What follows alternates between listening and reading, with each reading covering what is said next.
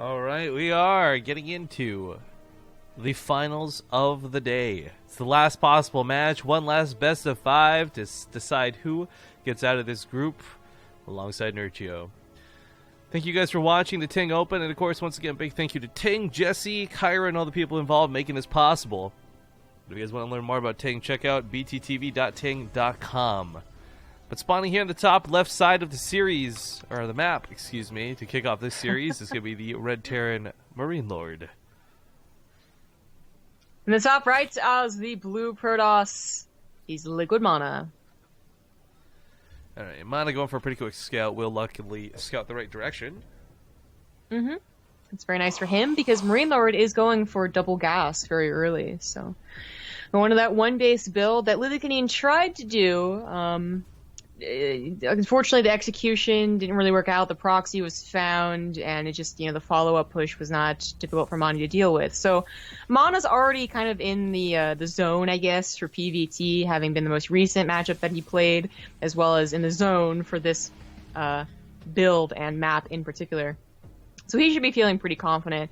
That doesn't mean it's going to be really easy to defend, of course. MarineLorD has pretty good control, and I think without the proxy, there's a chance it's going to be better executed.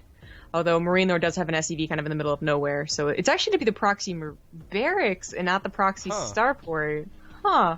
Oh, it's Ghost. Oh! Oh, shit. That's not Okay. unexpected. It's also what not MaNa's probably not expecting this either. Well, Oh. no, he's going to the Watchtower. He's not going to see it. So MaNa might not be expecting this, but I was going to comment, like, if MaNa's still going to do the same thing he was doing earlier, where you just walk up, throw in a couple of pylons, you go for the photon overcharge, okay, you can still bust through MarineLorD and do a lot of damage, but the problem is in doing so, you take away all home defenses, so there won't be any defensive overcharge, and you have a Ghost like a 2-shot probes. Like, that's not going to be good times. Now, the funny thing, it was Euthermal we saw for his debut this. We saw a couple of the Koreans use it shortly afterwards, but, this is, for me, and has always been, more of a European build. We've seen it over here more often than anywhere else. But the idea behind this isn't just that you're going for Ghost. Cloak does need to go hand in hand with it. And unfortunately, the funny thing is, if this is an Oracle, okay, you might have Revelation, but it's only going to be able to pop Revelation on one of the Ghosts as long as they're not clumped up together. This is so good. Now, if MarineLorD was watching the series versus Lilikanine, he might have been like, I have another build that kind of looks like that, and I'm going to use it, Because the early scout, seeing both gases in a barracks, and then maybe you start scouting for a proxy, but, maybe you don't see it. He actually does see it, by the way. You might just think that it's going to be like a drop, a Wouldn't Mind drop into Liberators into a push, and you're going to react against that entirely different than how you react against a Ghost Rush, where an Oracle really would not cut it. So luckily for MaNa, he was scouting for a proxy, because that's one thing that he was taught facing Lilikanine is, like, check for that proxy. He was in the mindset to do that. And that's really unfortunate for MarineLorD, because it does reveal his build. But it could have been so cool. MaNa could have been completely blindsided by this build, and it was something entirely different. It's worth noting that these are still really strong units to have in general, though, because, MaNa's not pumping an Immortal out of this Robo right away, ideally. It's going to be the Observer, more reliable detection. And if that's the case, MarineLorD's actually going to have the possibility to bust through these units. Once upon a time, Ghosts were the only way to deal with Adepts, period. And you're going to have the Snipe ability, which can be used on almost all of these units. In fact, in this sort of situation, Snipe might be better than Cloak, depending on how this gets played out. Snipe, of course, can't be targeted on mechanical units, so you won't be able to use it on things like Stalkers or Observers, but... I kind of hope that he would... Okay, he's going to snipe the Adepts. I was just going to say, like, maybe just trying to snipe the Observer. Oh, dear. Oh, he didn't know about the Oracle. Balls. Well, this Oracle was supposed to stay at home and revelate. In MarineLorD's strong opinion. Oh, gets the Observer. This is what I wanted him to do, is scan or EMP the Observer and then just go with the Cloak, but there would have been backup detection with the Oracle, or your SCDs would have died to the Oracle, either one. Which, of course, the latter happened. Gets another Stalker. I don't think he's going to be able to make up 18 SCVs, though. No, certainly not. But the Mothership Core might go down. The Observer comes out. That's unfortunate. This was a cool attempt to follow this up, but I mean, these sort of builds, they do still fall into that category of cheese, kind of that dedicated attack where maybe it's too all in to really work. And while Second Ghost joins the front lines, it doesn't have the energy to EMP, so you're not going to have that ability to reveal the Observer. I didn't even notice that his second command center never finished. It got SV got killed by the Oracle. Yeah, so it's all on the Ghost. CG. MaNa. Okay, congratulations to MaNa for winning the decider match. 3-0. Right? It sounds a little BM to say, but damn. Now, of course, I think a lot of us are rooting for MaNa, even if you're not a normal Protoss fan, just because you want some racial diversity, to have 2 Protoss instead of just 1 in the round of 16. But at the same time, this was one game of cheese from MarineLorD. I would not normally call the series over, but again, just going back to the bracket page for a moment, right? Like, it's been 3-0 on top, 3-0 on top, 3-0 on top. MaNa is, unfortunately, on top of MarineLorD, literally. What happens if you switch it? Oh, if I swap it like midway through? Dare we experiment? You know what? Let's do that. I'm going to do that. We've never done this. Okay, MaNa is up 1-0. Now it's MarineLorD who's on the top. All right? We'll see what happens, guys. Is this some crazy-ass mojo? Orbital shipyard. Let me load this up. Ready when they are, though. I'm actually not panicked for this.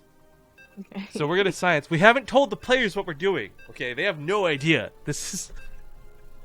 If MaNa actually loses this game now, I'm gonna be too scared to touch. This is like a voodoo doll. We'll see you guys in a sec. Alright, we get back in the game. Following his SCV though, because he doesn't stay at his base. In the bottom left of map 2, he's down 1 point currently. It is Millennium's MarineLorD. In the top right, as the blue Protoss, he's Liquid MaNa. Okay, so the question is, what kind of proxy is this? We've actually seen just like regular Reaper proxies. Goes for the second barracks at home, maybe. I don't know, but obviously not going to be anything too crazy. And MaNa scouting with a probe early on is kind of important for a couple of different reasons. But number one being that this isn't Lily Canine. You don't actually need to necessarily scout your Terran player or opponent as badly as this, but maybe he's a little worried about MarineLorD pulling out something crazy here in game 2. And MarineLorD takes a second gas, no barracks at home. This is the biggest, like, red flag of, scout me, you might not know what I'm doing, but you know something's up immediately. So, right, I hoped that he was going for the one-base build, because I think one-base builds are really fun, but, you know, in the same way, they also might just lose him this entire series, because MaNa's not going to give up scouting. He was already facing Lily Canine. You get in that mindset of, like, I'm going to scout. MarineLorD, maybe you weren't, like, maybe like, oh, he's an entirely different player, like, I'm not going to, but then you do, and you scout a proxy, you're gonna keep on scouting proxies. Like, there's no reason to stop, especially with the second game also being a proxy.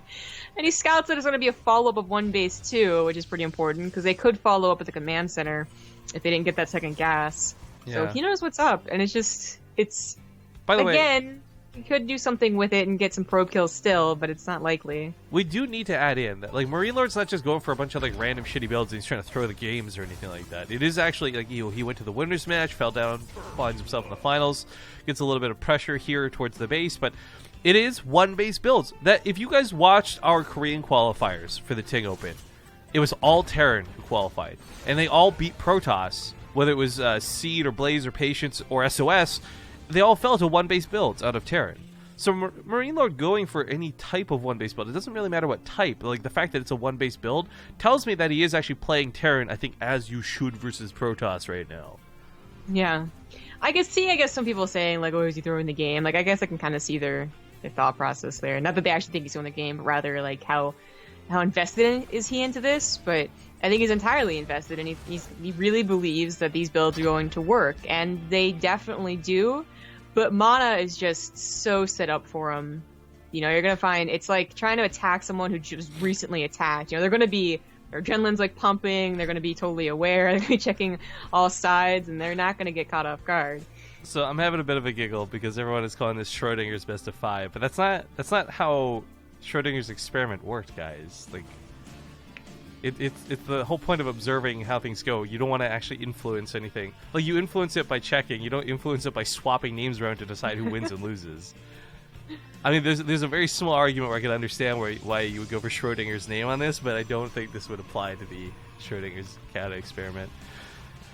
Anyways, the Adepts do get, the Reapers do get pushed away. Marine follow-up to this is certainly a little bit strange to see, but the medevac with a tank, but not waiting for the tank, question mark? I just guess he wants to get across the map, do some aggression early on. High ground vision provided for the Cyclone means it can stay locked on for longer. Of course, the Reapers almost act like a miniature drop. Unfortunately, they're going to be denied by Stalkers chasing them in the main, so that gets pushed away pretty quickly. Cyclone knocks onto the wrong unit, though, goes for the Adept, pushes its way up against the Stalker. It still got some pretty good damage, but unfortunately doesn't have a lot of health, so already in the danger zone for HP. So, you don't really know what's going to be coming out of the follow-up. It's a one-base build. We don't know what's, is it a Liberator, is it a Viking, Medevac, and all of that. The Stargate usually is the good catch-all against these builds. Phoenixes can help against Medevacs. They can lift key units. Oracle for detection if they go for Widow Mines, for instance. It's not the ideal versus the Ghost Rush, but that was another problem in that MaNa just straight up scouted the Ghost Rush in the Robo, too.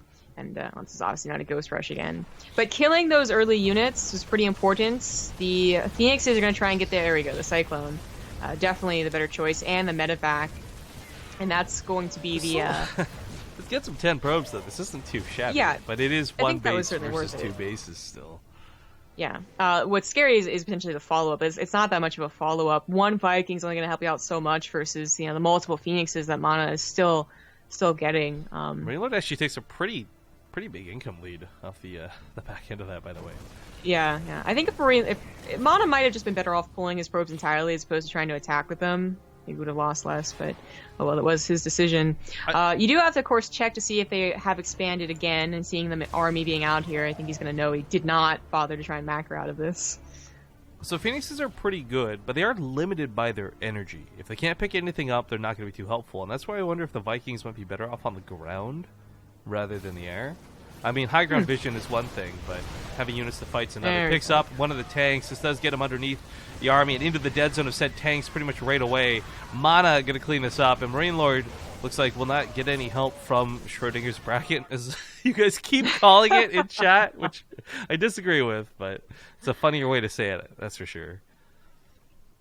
It's the curse of the winners match, obviously. I don't know. We really got to find out if that's the case or not. Like, I'm not ready to call that a curse until we've had some more evidence presented. Okay. But yeah, MarineLorD's not gonna have. That was, I think, his best chance was to maybe catch MaNa off guard. Because MaNa wasn't quite sure if he was attacking again. And get a good position with his tanks. A third attack, a fourth attack, they're just going to just get worse and worse as MaNa gets better and better prepared for it. He's got his probes back up, he's getting tech, he still has more Phoenixes on the way because they really are a good catch-all unit. And he should be good to go. At the very least, MaNa just has to hold on his, his main, right? MarineLorD does not have a natural. He throws it down now, but it's going to take a long time to get up. So even a contain is only going to get MarineLorD so far. And he's not going to contain. So. Just better this time. The Vikings targeting the Phoenixes that were holding the tanks is pretty good, but in the end they do go down, and the Adepts in the ground take care of the Marines. GG! MaNa will take the second game, now leading 2-0. Of course, I love all the people who are commenting, criticizing, like, oh, MarineLorD should have been on the top of the brackets anyways because he came from the window. Like, guys, the brackets are just representation of where it is. It doesn't really matter who's on top and who's on bottom. There's no seeding to determine vetoes or anything like that. We do it through coin flips and all this goodness. So it's a representation of players. It really doesn't matter who's on top and who's on bottom. All silly jokes aside. I did get some messages, though, from Raynor. Sorry, I got a little bit quiet towards the end of that, because we have our groups preset. As we mentioned before, we pre-selected every player in the group based on availability, and unfortunately, Raynor's availability conflicts with what we have. So, while I had copy-paste ready to go what was available, we may have to redo some things, unfortunately. But that's only one player we're going to have to finagle with. We'll see. Anyways, Lily Like Crest, we don't have an intro. Let's just hop into it. I also forgot we were going to re-announce the guy who won the smartphone giveaway on the off chance that they weren't available. Where is this thing? So I'm going to put it actually into the game screen so it's fully visible. And if the said winner is watching, there's no way he can miss it. So where's this email? There we go. So we had a smartphone giveaway from TING throughout this tournament over the last couple of weeks, and the only requirement was you had to tweet at TING a message that tagged them, hashtag TING for the win, and Michael Rex Road at Dancing Bear 72 was the winner So his question was, what made you support BaseTradeTV? He's realized now he's spelled based wrong. He wrote BaserTradeTV. Rude. Close enough, though, is right. So he's the winner of the Samsung J7. Congratulations to him. We'll be getting in contact with him sooner or later. But getting into what is possibly the last game of the day, in the bottom left spawns the Red Terran on his last life, MarineLorD. In the bottom right, as the blue Protoss, he's Liquid MaNa. Yeah, I gotta give MaNa credit, though. I think the number one thing that's been winning him today, or winning for him today, is his scouting, truth be told. Mm-hmm.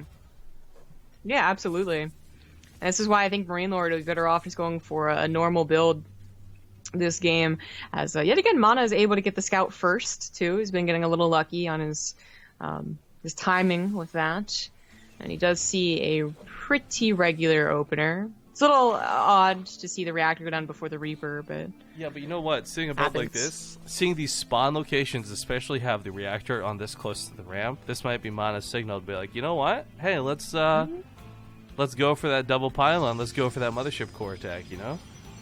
That's a good point. We'll see. This double reactor can sometimes lead into double Reapers. There's enough gas for that, so it is just going to be the faster Marines. And pretty defensive setup for MarineLorD. If he was scared of the push out with the mothership core, he'd get a bunker on the low ground, as we talked about last time. We saw the shenanigans go down for MaNa versus Canine. But it has to be scouted, no mothership core. It might have even seen the semi core as it finished, because it was kind of late at that Nexus. So he's not too worried right now. Got 2 more barracks on the way. You know, I just want to point out, by the way, I'm pretty torn. Like, on one hand, I almost want us to go 3-0, not because I hate MarineLorD, because I would love to see that we actually have a group record set where you're like, okay, we now know in best of 5s, the fastest it could possibly go, 3-0, 3-0, 3-0, 3-0, would be exactly this long, right? 3 hours, 4 hours type thing. At the same time, though, the part that tears me apart is I don't want to see MarineLorD go down so easily. And then another part that tears me apart is MaNa getting through the group decisively to have 2 Protoss in the round of 16. I mean, there's just so many things for me personally that are fighting against one another. But MaNa doesn't go for the pylon. He doesn't rush across the map with a probe or anything like this. He is going for a robo, which I imagine leads to a war prism. So this is interesting.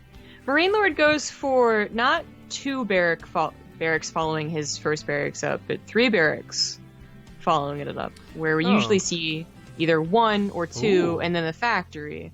And a very on-purpose concussive shells. Yeah. We saw this, not exactly the same build, but a Marauder slow first build from Canine that he was unable to really utilize because the Photon Overcharge pylon thing did happen, and he had to deal with that first. If he pushes across the map with all of the units he's producing, even from reactorless barracks for the most part, that's still a lot of units, and tagging any unit that is patrolling, such as Stalkers, which Protoss always try and do, then they're going to go down instantly, and you don't have many units in the early game as Protoss, you know? Not unless you're going for like a really fast 4-gate with Adepts. Yeah, the Marauder is like the dog catcher in this situation. Just like get that net out, hold them in place, and then, well, I guess unlike dog catchers in real life, the MarineLords would beat the shit out of them. Or the Marines would. The mothership core is also not in position here, so the pylon should be going down really quickly. Well, I guess not quickly, but eventually. There we go. No stim, of course, but it went down still. Yeah, the second pylon will cover some of the Nexus, but the idea isn't really to fight within the range of the pylon. It's to just move past it, so trying to get MaNa out of position and in the wrong spot. MarineLorD with a very deadly push, and MaNa just can't quite figure out what to fight. Like, he's going to have to pop an overcharge somewhere. I really liked his pylon positioning, if his mothership core was in the correct spot, that is, but unfortunately it was not. He had one in the natural, which made sense. The one on the top of the ramp made sense too, in case they tried to rush past. But little highway there. Yeah, unfortunately it is like just right in the middle, and we're not going to have a 3-0? Kuwait? Well, I mean, it's a little bit too early to say he's won the game, but this is looking good for certain. He takes out the last couple Stalkers. The national base has been abandoned. 12 probes died. I mean, Immortals are good, but I don't think Immortals are going to win him the game outright, and... Are you getting this stutter, or is that my end? That's you. Okay, that's not good. That's something we'll have to look into. Okay, so we did warp at a sentry, and there's a Nexus in the top left. Patience did something similar when we had seen Beyond lock him down on Arena, but I don't think this is going to work out. He just to make use of a hidden base, you'd have to live at home, and he's not going to. GG. Oh my god. We're not going to have the 3-0. What? All right, so MarineLorD will stay in the series. Of course, the point is he's still down in 1-2. I'm going to restart my client, though, because we start getting some weird spikes. I was looking to see if I was going to start dropping frames on XSplit, but that's not the case either. Return of the EU lag. Yeah. Either way, we're going to go to a small break while I get things sorted, guys, so don't go anywhere. It won't be too long. We'll see you soon. All right, folks, we're back, and getting into the game. Sorry, I'm starting to really fall apart here towards the end of it, but we are in game number 4. It is 2-1 for this guy spawning in the top right side of the map. He's almost won. And if he does, he'll escape the group Inertio. That Polish pride. It's the blue Protoss. Oops. Liquid MaNa. In the bottom left, as the red Terran, he's MarineLorD. And I'm not putting the camera on you, but I gotta be back real quick. Sorry. Okay. So we do have MarineLorD once again doing something a little funky. The last game, the 4 barracks was not exactly all in. It would have, like, if it had failed, his tech would have been delayed.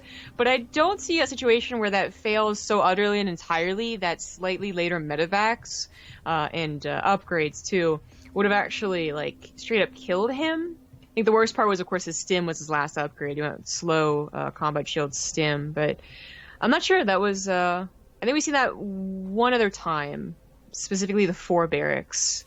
Not just a random, assortment of units rushing out. Because we see that kind of commonly versus Protoss in some form or another. So I'm not sure how else that is supposed to play out. Or how MaNa was really supposed to deal with it, even if he had scouted it. Like that was just a lot of units. It's not like he was super greedy himself.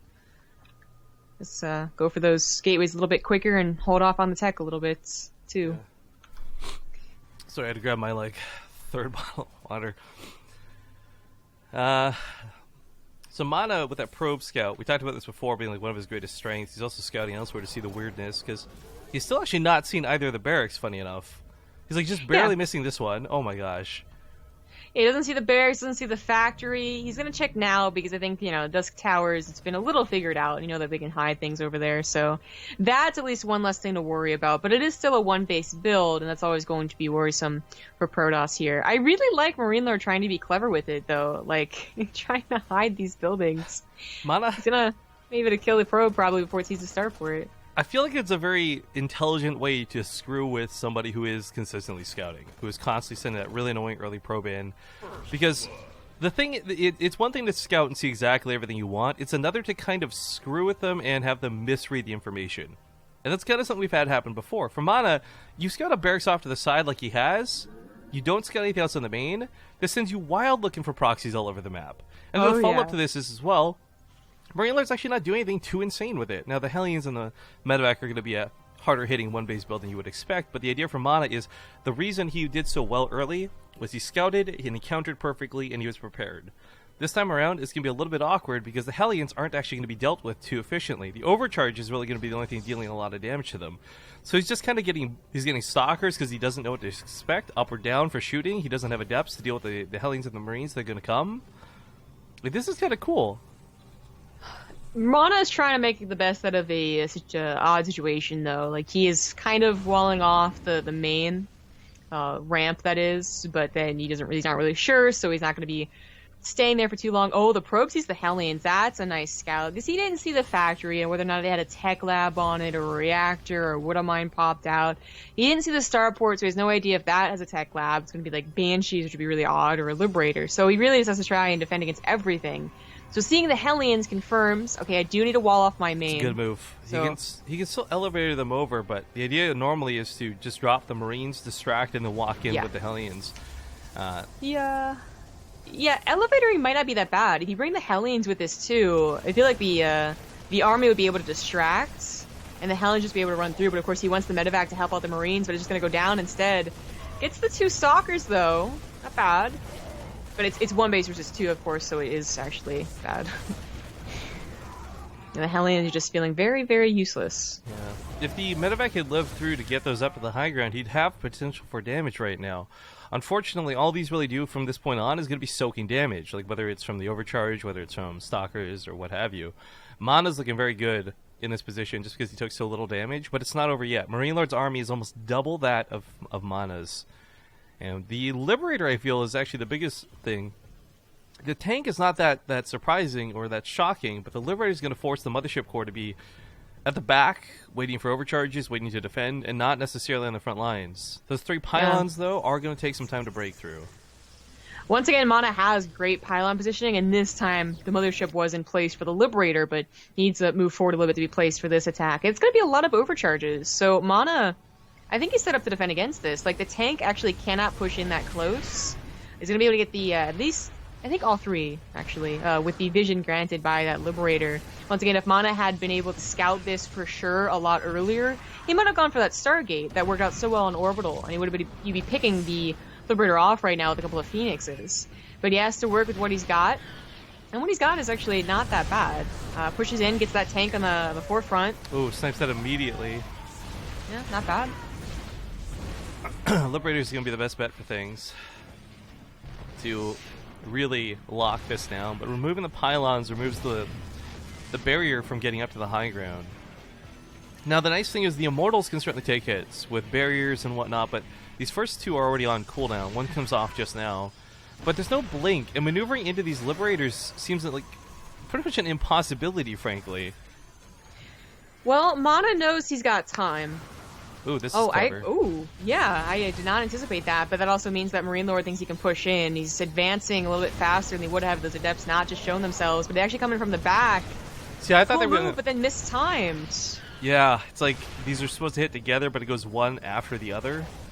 They're trying to cut off reinforcements, which isn't a bad idea either, but there's still no answer for the Liberator and the tank, so MarineLorD, we're talking one base abusive push, might just be doing it here. Now, he does come to try and break him. MaNa takes out that Liberator, takes out the tank, nothing to stop the Stalkers from walking forward anymore, so I take this back, and in what looked like a really amazing position for MarineLorD quickly dissipates and loses everything. And again, the reminder that it's one base. Yeah, that's game. GG! GG!